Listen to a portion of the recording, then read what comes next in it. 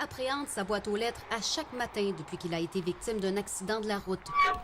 Une autre mauvaise surprise l'attendait ce mercredi, une lettre de Revenu Québec lui réclamant plus de 2000 $, sauf qu'il n'a pas l'argent pour payer. Le système est pourri jusqu'à la moelle. Le quinquagénaire s'est battu et a réussi à convaincre la Société d'assurance automobile du Québec qu'il avait droit à des indemnités. Mais à la suite d'une nouvelle expertise médicale réalisée en mars dernier, l'organisme a jugé qu'il était apte à retourner au travail. Quand c'est pas les oreilles qui me font mal, c'est la tête. Puis depuis mon accident, je suis plus capable de contrôler mon diabète. Et ce que je comprends pas, c'est qu'il me redonne 12 séances avec un psychologue, puis il faut que je continue le chiro, mais il me paye plus.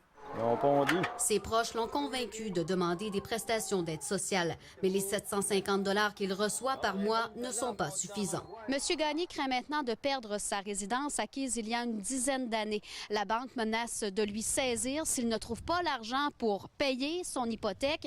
Et comme vous allez le voir, il avait entrepris des travaux de rénovation dans sa résidence, mais malheureusement, il n'a pas l'argent nécessaire pour les compléter, ni la force physique pour le faire. Dans 6 mois, s'il n'y a rien qui se passe, ben, je vais perdre la maison. À la SAC, on ne croit pas ce que la victime dit. Yves Gagné a confié son dossier à l'avocat Marc Bellemare. Quand c'est une victime d'accident d'auto, on dirait qu'une commotion cérébrale, ça n'existe pas. La cause sera entendue devant le tribunal administratif du Québec une fois que M. Gagné se sera soumis à 3 expertises médicales qui pourraient lui coûter jusqu'à 5 000 $. S'il est comme ça après 2 ans et demi, les problèmes de santé dont il se plaint vont rester. Ils vont être encore là dans 1 an, dans 5 ans, dans 10 ans. Donc, c'est maintenant qu'il faut que ça se règle, peu importe le temps que ça va prendre. La SAC, c'est ça.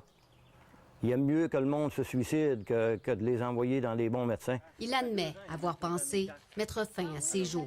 J'essaye de passer au travers, mais je ne sais pas comment ça va finir. J'en ai aucune idée. Kate Tremblay, TVA Nouvelles, Saguenay.